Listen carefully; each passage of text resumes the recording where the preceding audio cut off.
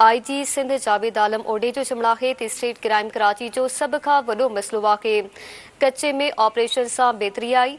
कराची में तकरीब के खिताब कंदे जावेद आलम ओडे जो त कराची में वधीक बेहतरी जी ज़रूरत आहे के 3 महीननि दौरान स्टेट क्राइम में घटिताई आई आहे। IG जो चमड़ा है कच्चे में अमन लाइ निजात पिराण ऑपरेशन शुरू कयो बेहतर नतीजा मिलिया आहिनि। हुन चयो त कच्चे में हिन वक्त को बि नोगो एरिया नाहे। ऑपरेशन दौरान 225 ॾोहारी पेश थिया। IG सिंध जो चमड़ा है त सॼे सूबे में पुलिस मोबाइल जी खोट आहे।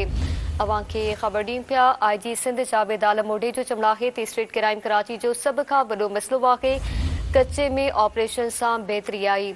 कराची में तकरीब के खिताब कंदे जावेद आलम ओडो जो चमड़ो हो त कराची में वधीक बेहतरी जी ज़रूरत आहे। 3 महीननि दौरान स्टेट क्राइम में घटिताई आई।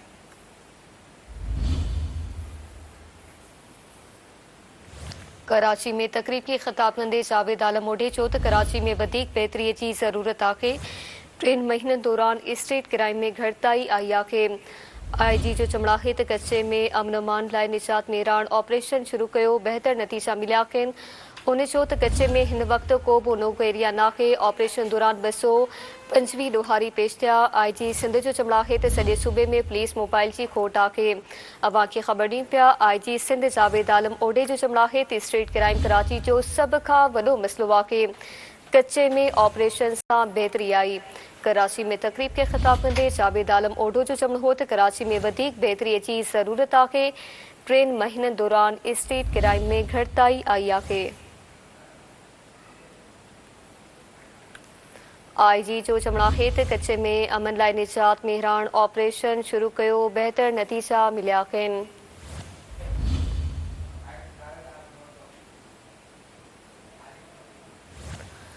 हुन चयो त कच्चे में हिन वक्त को बि नोगो एरिया नाहे। ऑपरेशन दौरान 225 ॾोहारी पेश थिया। तफ़सील मालपंदासी कराची मां सिंध TV न्यूज़ रिपोर्टर ख़ालिक मंगी खां। जी ख़ालिक आगाह कजो। जी IG सिंध जावेद आलम ओडो पारां काटी में एक जेको आहे त मीडिया ब्रीफिंग ॾिनी आहे। हुनजो इहो चयो आहे त PSL बेतू थी रहियो न आलमी हालतुनि सबबि इंतिज़ामी मसइलनि खे तरजीह ॾिनी वेंदी। हुन चयो त काटी जे दौरे दौरान जेको आहे त ईअं लॻी रहियो आहे त हीउ हुनजो घरु आहे। एस एम मुनीर जो मौसम रवैयो हुनखे यादगारु रहंदो। ऐं हुन इहो बि चयो त पुलिस जी तारीफ़ी राब्ता करण ऐं काटे जे जेके बिज़नेसमैन आहिनि उन सां जेको पुलिस जो तालुक़ु आहे उहो तारीफ़ जोॻो आहे।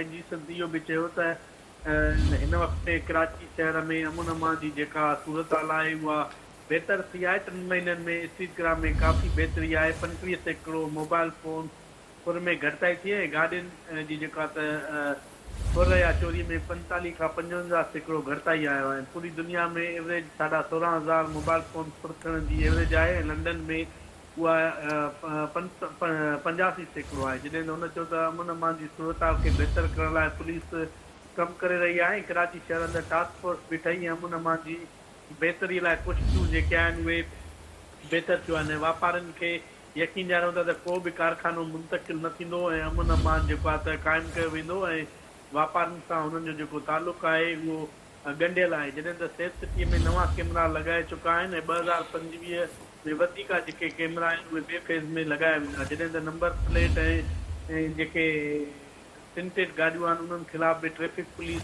शहर अंदरि कमु करे रही आहे। हुन इहो चयो त पूरे समूरे सूबे में हिन वक़्तु जेका मोबाइल जी काफ़ी खोट आई ऐं उन जे लाइ मुख़्तसिर जेके गाॾियूं आहिनि उहे विराइण वारो जेको वॾो इम्तिहान आहे। जल्द जेके आहिनि पुलिस जूं जेके मोबाइल्स आहिनि उहे ॾिनियूं वेंदियूं ऐं 150 मोबाइल जेके मेजर मरमत जे प्रोग्राम हेठि आहिनि ऐं ट्रैफिक खे CTD इन्वेस्टिगेशन ऐं ऑपरेशन खे ॾियण में उन्हनि खे आसानी थींदी। जॾहिं त IG सिंध इहो बि चयो त सूबे में अमन अमान जी सूरत हाल खे बहितर करण लाइ पुलिस कमु करे रही आहे ऐं सिंध राजधानी कराची में पिणु जेको आहे स्ट्रीट क्राइम ऐं ॿियनि वारदातुनि में जेको आहे त हिन वक़्तु घटिताई आई आहे। जी महिरबानी वांजी ख़ालिक आगाह करण लाइ।